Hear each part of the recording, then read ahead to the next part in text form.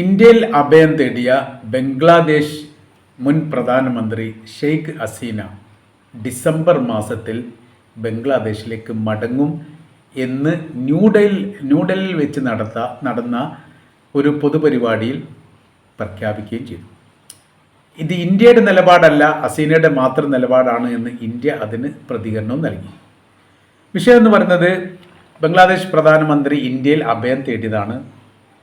വലിയ വിദ്യാർത്ഥി പ്രക്ഷോഭത്തെ പ്രതിരോധിക്കാൻ സാധിക്കാത്ത വിധം വിഷണ്ണമായിരിക്കുന്ന ഒരു സാഹചര്യത്തിൽ ഇന്ത്യയുമായിട്ട് സംസാരിച്ചിട്ടാണ് അഭയം നൽകിയത്. സ്വാഭാവികപരമായ രീതിയിൽ അഭയം നൽകുക എന്ന് പറഞ്ഞാൽ, രാജ്യത്തിൻ്റെ ഭരണാധികാരികൾക്ക് അഭയം നൽകുക എന്ന് പറഞ്ഞാൽ എല്ലാ രാജ്യങ്ങളും ചെയ്യുന്നതാണ്.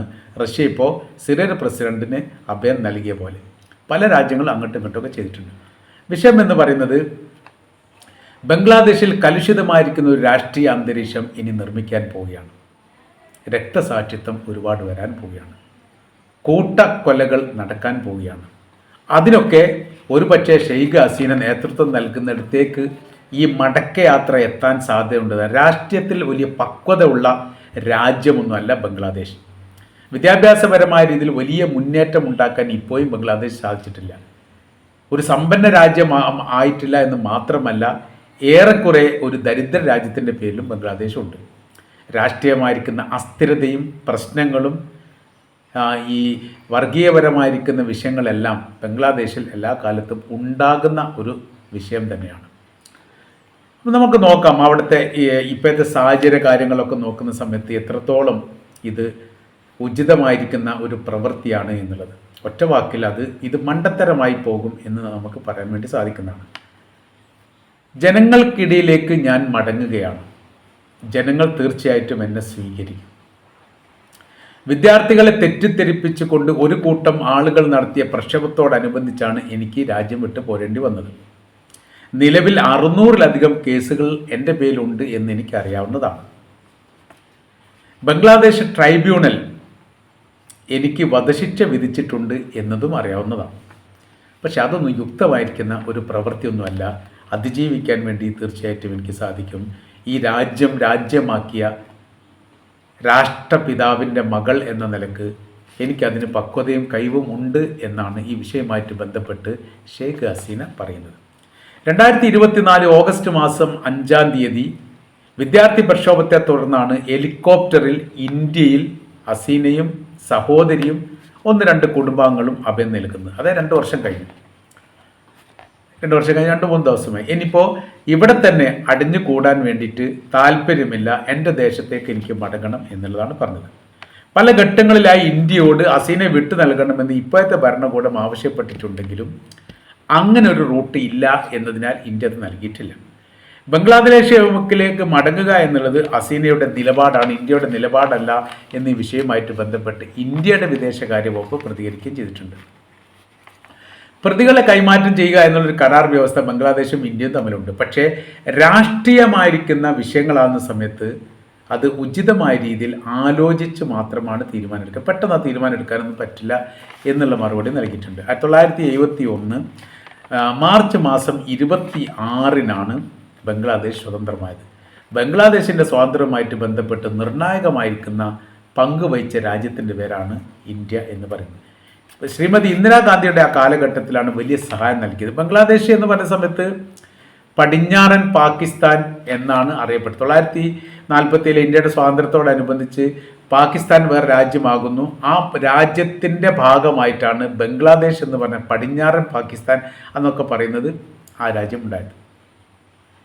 അപ്പോൾ അവിടെ ഒരു രാജ്യം പാകിസ്ഥാൻ, ഇങ്ങോട്ട് ലാസ്റ്റ് മൂലക്കൽ ബംഗ്ലാദേശ് എന്ന് പറയുന്ന രാജ്യം. പിന്നീടുള്ള വിഷയം എന്ന് പറയുന്നത്, പാകിസ്ഥാന് ആകാശം വഴിയാണെങ്കിലും കരമാർഗമാണെങ്കിലും ബംഗ്ലാദേശിലേക്ക് എത്തുക എന്ന് പറഞ്ഞാൽ വലിയ പ്രയാസമാണ്. ബംഗ്ലാദേശ് എന്ന് പറഞ്ഞാൽ ഇന്ത്യയുടെ എല്ലാ ഭാഗവും കരമാർഗം അതിർത്തി പങ്കിടുന്ന രാജ്യമാണ്. ഇന്ത്യയുടെ കടലിൻ്റെ ഭാഗമായിട്ടാണ് ബംഗ്ലാദേശ് ഉള്ളത്. അപ്പോൾ കറങ്ങി തിരിഞ്ഞൊക്കെ വേണം യഥാർത്ഥത്തിൽ ഒരു പാകിസ്ഥാൻ്റെ ഒരു കപ്പലോ സംവിധാനങ്ങളോ ഇവിടേക്ക് എത്തണമെങ്കിൽ. അതുകൊണ്ട് വലിയ നേരിട്ടുള്ള സഹായങ്ങൾ, കാശ്മീർ എന്ന് പറയുന്ന സമയത്ത് പാകിസ്ഥാൻ്റെ അതിർത്തി പങ്കിടുന്ന ഭാഗമാണ് കാശ്മീർ. പാകിസ്ഥാൻ്റെ നിയന്ത്രണത്തിലാണ്, അങ്ങനെയൊക്കെ പറയുന്നത്. അപ്പോൾ കാശ്മീർ ഒരു അതിർത്തി പങ്കിടുന്നുണ്ട്. അപ്പോൾ ഭീകരവാദങ്ങളും തീവ്രവാദങ്ങളൊക്കെ പാകിസ്ഥാന് ഇങ്ങനെ പ്രലോഭിപ്പിച്ചുകൊണ്ട് ഈ ഭാഗത്തേക്ക് കൊണ്ടുവരാൻ വേണ്ടിയിട്ട് സാധിക്കും. എളുപ്പത്തിൽ സാധിക്കുന്നതാണ്. കാര്യം അതിർത്തി പങ്കിടുന്നുണ്ട് ബംഗ്ലാദേശ്, അതല്ല. അപ്പോൾ അവിടെ വലിയ വിഷയങ്ങളും കാര്യങ്ങളൊക്കെ നടക്കുന്നു. ഈ സ്വാതന്ത്ര്യ പ്രക്ഷോഭം നടക്കുന്നു. പാകിസ്ഥാൻ സൈന്യത്തിനെതിരായിരുന്നു വലിയ പ്രക്ഷോഭം. അങ്ങനെ ആ പ്രക്ഷോഭം രൂക്ഷമാകുന്നു. മുജീബുർ റഹ്മാൻ അവിടുത്തെ രാഷ്ട്രപിതാവാണ്. അദ്ദേഹം 1971 മാർച്ച് മാസം 26 സ്വാതന്ത്ര്യം പ്രഖ്യാപിക്കുകയും ചെയ്തു. അതുകൊണ്ട് വേറെ രാജ്യമായി വലിയ സഹായം ഇന്ത്യ നൽകിയിട്ടുണ്ട്. ഇന്ത്യയുടെ സൃഷ്ടിയാണ് ബംഗ്ലാദേശ് എന്ന് പറയുന്നത് കൊണ്ട് വിരോധമല്ല. കാര്യം എന്ന് പറഞ്ഞാൽ പാകിസ്ഥാൻ ബംഗ്ലാദേശിനെ ആക്രമിക്കുന്ന സ്ഥിതി ഉണ്ടായ സമയത്ത് ബംഗ്ലാദേശ് ഇന്ത്യയുടെ സഹായം തേടി. ഇന്ത്യ സഹായിക്കുമെന്ന് പറയും. ഇന്ത്യക്ക് അത് കേട്ടാൽ മതി. ഇന്ത്യ വലിയ സഹായം നൽകി. സർവ്വ സൈന്യത്തെയും അയച്ചുകൊണ്ടാണ് അവിടെ സംരക്ഷിക്കപ്പെട്ടത്. പാകിസ്ഥാനും ഇന്ത്യയും തമ്മിൽ അന്നൊക്കെ വലിയ പ്രശ്നങ്ങൾ നടക്കുന്നു. 1-2 യുദ്ധം കഴിഞ്ഞിട്ടുണ്ട്. അതുകൊണ്ട് ഒരു തരത്തിലും യാതൊരു വിധ സഹകരണം പാകിസ്ഥാനുമായിട്ട് ഉണ്ടാവില്ല. പാകിസ്ഥാൻ അമേരിക്ക സഹായിച്ചിട്ടുണ്ട്, ഇന്ത്യ സോവിയറ്റ് യൂണിയൻ, അന്നത്തെ സോവിയറ്റ് യൂണിയൻ സഹായിച്ചിട്ടുണ്ട്. അങ്ങനെയായിരുന്നു അത് പോയത്. സ്വാതന്ത്ര്യമായതോട് കൂടിയിട്ട് പിന്നീട് അവിടെ നല്ലൊരു ഭരണം കാഴ്ചവെക്കാൻ തന്നെ മുജീബുർ റഹ്മാൻ ശ്രമം നടത്തി. നല്ല ബഹുഭൂരിപക്ഷം മുസ്ലിങ്ങളുടെ രാജ്യമാണ് ബംഗ്ലാദേശ് എന്ന് പറഞ്ഞു. മുജീബുർ റഹ്മാൻ 1975 ഓഗസ്റ്റ് മാസം 15 അദ്ദേഹവും കുടുംബവും കൊല ചെയ്യപ്പെട്ടു. സ്ഫോടനം നടത്തി കൊലപ്പെടുത്തിയെന്ന് പറഞ്ഞാൽ വംശത്തെ ഇല്ലാതാക്കാൻ വേണ്ടിയിട്ടുള്ള ഒരു ഗൂഢപദ്ധതിയുടെ ഭാഗമായിട്ട് ആ കുടുംബത്തെ ഒരുമിച്ച് കൊലപ്പെടുത്തി എന്നാണ് പറയുന്നത്. അതിൻ്റെ കേസ് കാര്യങ്ങളൊക്കെ ഇപ്പോൾ യഥാർത്ഥത്തിൽ നടക്കുന്നുണ്ട്. അദ്ദേഹത്തിൻ്റെ മകളായിരിക്കുന്ന ഷെയ്ഖ് ഹസീന എന്ന് പറയുന്ന ആളും ഒരു സഹോദരിയും, 1-2 സഹോദരിമാർ എന്ന് പറയുന്നുണ്ട്. ആ സമയത്ത് ജർമ്മനിയിലായതുകൊണ്ട് മാത്രമാണ് രക്ഷപ്പെട്ടത്. ഹസീന പിന്നീട് രാജ്യത്തേക്ക് മടങ്ങി വന്നു, ഇലക്ഷനിൽ നേരിട്ടു. 5 തവണ ബംഗ്ലാദേശിൻ്റെ പ്രധാനമന്ത്രിയായി. ഏറ്റവും കൂടുതൽ ബംഗ്ലാദേശിൻ്റെ പ്രധാനമന്ത്രിയായ ക്രെഡിറ്റും യഥാർത്ഥത്തിൽ ഹസീനക്കാണുള്ളത്. മുജീബുർ റഹ്മാൻ എന്ന് പറയുന്ന രാഷ്ട്രപിതാവിൻ്റെ മകളാണ് ഷെയ്ഖ് ഹസീന എന്ന് പറയുന്നത്. ഇനി ഇപ്പോഴത്തെ വിഷയം വിദ്യാർത്ഥി പ്രക്ഷോഭം. എന്തിനാ വിദ്യാർത്ഥി പ്രക്ഷോഭം? അവിടെ നമ്മുടെ രാജ്യത്തേക്കാണ് വലിയ രീതിയിലുള്ള ശമ്പളമാണ് ഗവൺമെൻറ് ഉദ്യോഗസ്ഥർക്ക് കിട്ടുക. അതുകൊണ്ട് ഒരു പാർലമെൻറ്റിൽ ഒരു നിയമം കൊണ്ടുവന്നു. ഹസീന തന്നെയാണ് ആ നിയമം കൊണ്ടുവരുന്നത്. ആ നിയമത്തിൽ പറയുന്നത് സ്വാതന്ത്ര്യത്തിൽ പങ്കാളിത്തം വഹിച്ച ആ കുടുംബത്തിൻ്റെ ഭാഗമായി അല്ലെങ്കിൽ അതിനോടനുബന്ധിച്ചുള്ളവർക്ക് 30% തൊഴിൽ സംവരണം ഏർപ്പെടുത്തി എന്നുള്ളതാണ്. അപ്പോൾ ആ കുടുംബം എന്ന് പറയുന്ന സമയത്ത് മുജീബുർ റഹ്മാൻ അതാണ് രാഷ്ട്രപിതാവ്. അപ്പോൾ ഈ ഹസീനയുടെ കുടുംബം, അവരുടെ കുടുംബം കൂട്ടുകുടുംബവുമായിട്ട് ബന്ധപ്പെട്ടത് വിപുലമാക്കപ്പെട്ട ഒരു വിഭാഗം ബംഗ്ലാദേശിലുണ്ട്. അവരിൽ എല്ലാവർക്കും സർക്കാരിൽ തൊഴിൽ കിട്ടാനുള്ള ഒരു ബില്ലാക്കിയിട്ട് ഇത് കൊണ്ടുവന്നു എന്നുള്ളതാണ് വിദ്യാർത്ഥികൾ ആരോപിക്കുന്നത്. അപ്പം അങ്ങനൊന്നുമില്ല. സ്വാതന്ത്ര്യം കിട്ടിക്കഴിഞ്ഞാൽ പിന്നീട് രാജ്യത്തുള്ള എല്ലാവർക്കും തത്തുല്യമായിരിക്കുന്ന ഒരു നിയമമാണ് തൊഴിൽ മേഖലയിലും മറ്റെല്ലാ മേഖലയിലും വേണ്ടത്. പക്ഷേ ഇവരങ്ങനെയല്ല ചെയ്തത്. ഇവർ കുറച്ചുകൂടി അധികമായ രീതിയിലുള്ള ഈ പ്രവർത്തനം നടത്തി. അതുകൊണ്ട് സർക്കാർ തൊഴിലിടങ്ങളിൽ നിന്ന് ഞങ്ങൾ അപ്രത്യക്ഷമാകുന്ന ഒരു സ്ഥിതി ഉണ്ടായി എന്ന് പറഞ്ഞിട്ട് വിദ്യാർത്ഥികൾ പ്രക്ഷോഭം തുടങ്ങി. പ്രക്ഷോഭം രൂക്ഷമായി, അത് ജനകീയ പ്രക്ഷോഭമായി, പിന്നീട് ഏറ്റുമുട്ടലുകളായി. 100 ചില്ലാനും ആളുകൾ, പ്രക്ഷോഭകാരികൾ കൊലപ്പെട്ടിട്ടുണ്ട് അന്ന്.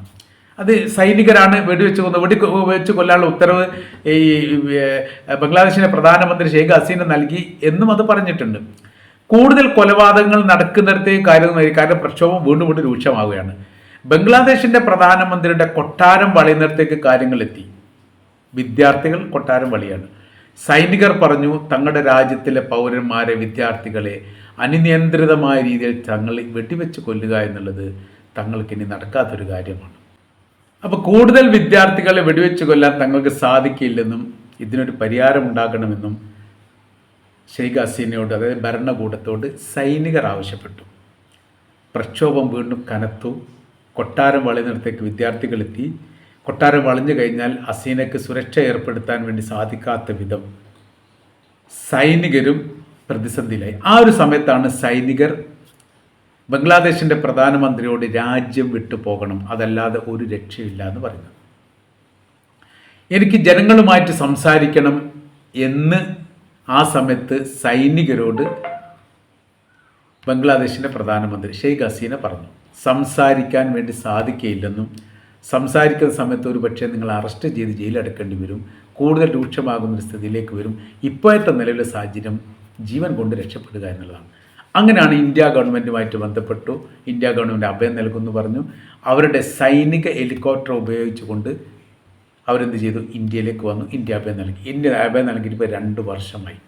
ഇതിനി 2ാം ഘട്ടത്തിലേക്ക് ബംഗ്ലാദേശിലേക്ക് ഡിസംബർ മാസത്തിലേക്ക് മടങ്ങും എന്ന് പറയുമ്പോൾ എത്രത്തോളം രാഷ്ട്രീയ പ്രാധാന്യമുള്ള ഒരു വിഷയമാണ് എന്ന് ലോകാടിസ്ഥാനത്തിൽ ഇപ്പോൾ തന്നെ ചർച്ച ആരംഭിച്ചിരിക്കുന്നു എന്ന് ചുരുക്കം.